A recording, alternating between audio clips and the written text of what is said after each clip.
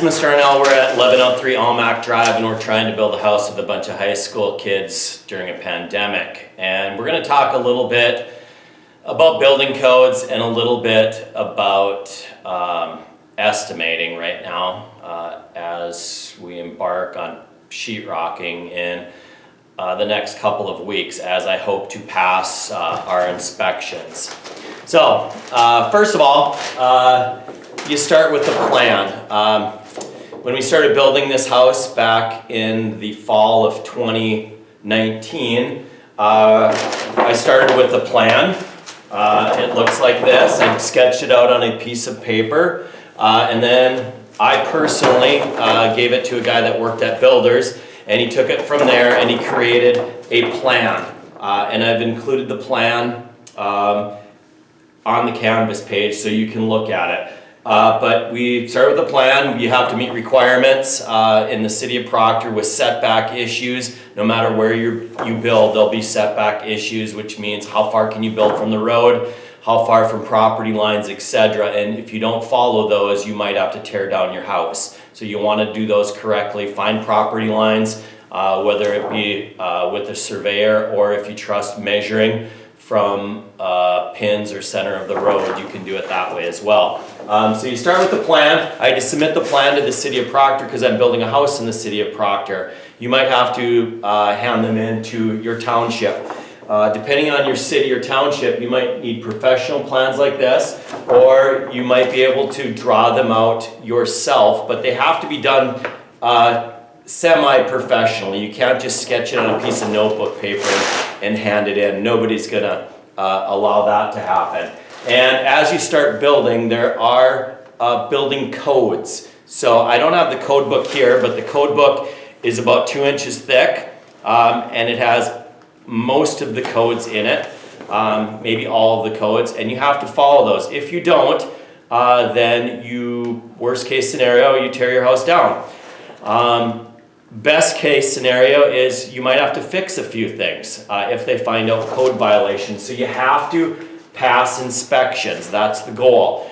I've been doing this for a while. So first of all, you get your plan approved right here because you have to get that approved, and they'll write all over your plan, the building inspector will, with what is required. Then you have to pull a permit to do electrical, and we're almost finishing up with electrical right now. So when we're done, we give the electrical inspector a call. So that is thing number one. You have to call them, they have to come, they're gonna look at every wire staple, they're gonna look to see if you've run the wires in the center of the cavities, if you've drilled your holes properly, if things are stapled correctly, if you use the correct boxes around your home, etc. And if you pass it, they'll put a sticker in your panel, your electrical panel, and they'll put a sticker also in the switch box closest to your front door. That is number one. Secondly, your plumbers will come, or you do this yourself, and you run all your plumbing. You cannot drill holes in trusses. You cannot, you have to run pipes, and you have to meet code. Stink goes up, poop goes down. That's what you have to remember about plumbing, but it's a little more complex than that. Once the plumbers are done and they leave and they pass their inspection, yes, you have to have a plumbing inspection because it has to be watertight. So they'll cap everything, they'll put pressure in it, and it has to hold 5 pounds of pressure for 15 minutes. And if it doesn't, you've got a leak somewhere, then you have to find the leak, fix the leak, and then you have to do that again. So it has to hold pressure, because if it doesn't hold pressure, it won't hold water. And then when the poop goes down, it will leak somewhere. Or when the stink goes up, it will leak somewhere, and that causes problems. And then the third thing you have to do, once these two check are done, then you get a framing inspection. So you have to call back your city official if you live in the city of Proctor or the city of Duluth or Hermantown, and then he comes in and makes sure that you didn't drill through LVLs or floor trusses or roof trusses, and that everything meets code. He'll look for the stickers in the boxes to make sure the electrical inspector is here. He'll take pictures of things. And if you don't do the framing right, then you again, worst case scenario, you have to redo it. Or you might have to tear down your house. After your framing inspection, then you can drywall. Okay, you can't just put up drywall though, because you have to use what's called a vapor barrier. Okay, we're on to page 2 now. Okay, you always start with the ceilings first. Why? Because the ceilings need to be held up with the wall sheetrock. It's just a long story. Just trust me on this. Start with your ceilings first. You have to make sure that you have nailers in place. And I'm just going to grab the camera right now and I'm going to show you a few things. Okay, when I look at nailers, I look at the walls right there. You can see that I put a piece of OSB right there. If I can zoom in. Because we have to fasten sheetrock to something. Because the sheetrock is going to go this way. These floor trusses, they're called, are 19 on the diamonds on a tape measure, long story, but these are about 19 inches on center because that's what our plan said. And then when we get to right over here, if we didn't put that nailer in right there, then we'd have nothing to fasten to, and that's where it would crack. So we put in just some scrap OSB nailers. You might have seen that video last semester if you were with me. And then on this left side, we have also more nailers right there because there's no floor truss right there. It's where the wall, interior closet wall, meets the ceiling, and there's some scrap pieces of OSB. So if I go around here, there's more nailers. You getting dizzy yet? Okay, I gotta find it. And right up here, see there's a piece of, that's a piece of plywood that runs parallel to that wall. So it provides us a nailing flange for that. And then if I spin this way, remember this is our back wall. Our sheetrock easily will get fastened to those floor trusses, but over here on the edge, that's what I look for. I make sure that there's a nailer there to fasten it. Also, you might see it, a nailer. We're not talking about the walls yet, but I fastened a nailer right there. There's a 2x6 there, but then there's also a nailer right along the left side there because we need to fasten the sheetrock there as well. So it's important to put in the nailers. Okay, what else do I have on this? You can't fasten drywall to air. That's my point. And I look at the ends. I look at both ends of my ceiling or both ends of my house, and I look for nailers. Whether I'm building fastening sheetrock in a bedroom, a sauna, or a whole house, I look for that because you need nailers. I'm going to set this down now. Okay, now let's say that we're going to order a truckload of sheetrock because it costs money to get things delivered to your house, and you only probably want to do it once if there's a delivery charge, if you can, and if you have space for it. So first I'm going to use what's called my plan. You have a plan again in your canvas page of the house, and so if I look at the plan, these lines mean things. Lines mean things, and you have to be able to read a blueprint maybe, or you can take what's called a tape measure and you can measure your house, right? And you find these dimensions right here, boom to boom. This is the width of the house. This is the length of the house right here. So if I go here and if I look at my plan, which you're going to look at your plan hopefully, you're going to find out hopefully that it's about 28 feet wide right there. Okay, then you're going to find the length of your house, and you're going to find out possibly, if you do this right, that it's about 44 feet long. Okay, then if I ask for the entryway, that's right here. This is the house, entry, and this is again about 8 feet if you look at your plan. Right there, 8 feet wide and about 10 feet long, this entryway. Boom. And then this is the garage. And if you look at your plan, how wide is it? You're gonna come up with a figure that's about 24 by 24 if you look at your house plan. And then if I'm me, I have to figure out the square feet of the rectangles and the squares, because this is a square because it's 24 by 24. And to figure out the square feet of this, you will take length times width equals area.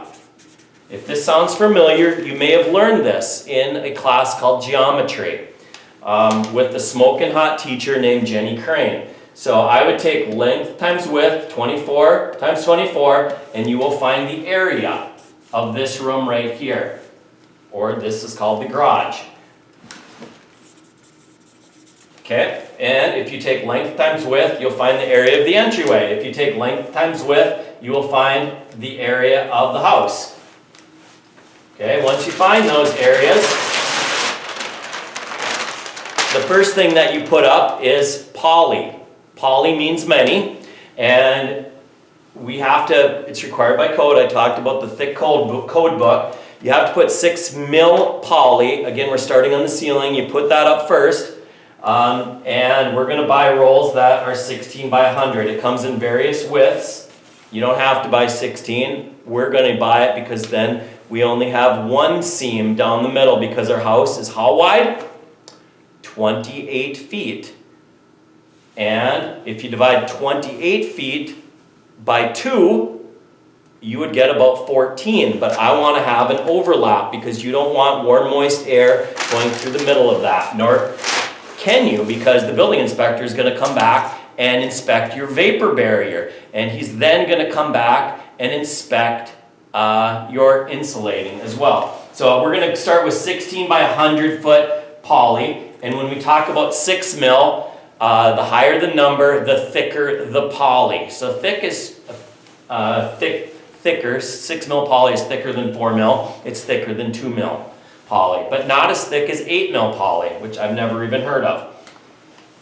And let's just say for our estimating purposes, we can't buy half rolls. So it doesn't come, we're going to pretend, it doesn't come 16 by 50, because you might end up with, when you multiply length times width, 16 by 100, you're going to come up with a number of how many square feet that poly is going to cover. So if it's more than 16 by 100 square feet, whatever that is, that you need 2 rolls, or 3 rolls, or 5 rolls.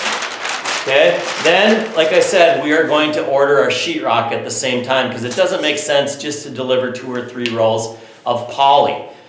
That'd be dumb. So what I would do is I'd order my sheetrock first. Sheetrock comes in various widths, and it comes in various lengths. You can check your favorite store to find out what they have and what they stock. On ceilings, I believe, it might not be a code, but most normal people, which I consider myself one of, use 5/8 inch sheetrock on the ceiling. It's pretty much the standard. I'm not going to go on a limb because I don't have my code book here, but I'm pretty sure you have to use 5/8 on the ceiling. No matter what. It's what I've used my whole life, and I'm 53 years old. So it's 5/8 inch thick, and it comes again in various widths. We are going to use sheetrock or drywall. Sheetrock is a brand name. That is 4 foot. That's 48 inches, by the way, if you convert it into inches, by 12 feet. Why do we use 4 foot by 12 foot mostly? Well, here's the reason. It's the fewest seams you can have. It's the largest sheetrock comes in for ceilings is 12 feet long. We want to minimize our seams where it comes together, so that's why we use 12 foot. So you are going to figure out how many square feet one sheet of sheetrock covers. So if I take the length times width, will come up with how many square feet this covers right here.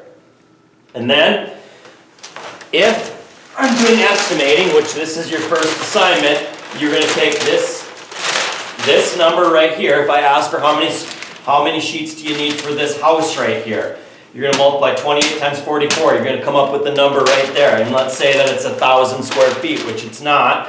You're going to take 1,000 and you're gonna divide it by this number right here. And that will tell you how many sheets you need for the house. Then I might ask how many sheets for the entryway, and it might be a decimal. So round up, kids, because it's not very big. It's 8 by 10, you know, and it's okay to have a little bit of waste because we might use that waste somewhere else, possibly in a closet, on a wall, or something like that. So always overestimate, you know, convert your decimal if you have it up, because you don't want to run short, because you don't want to have to deliver one sheet of sheetrock.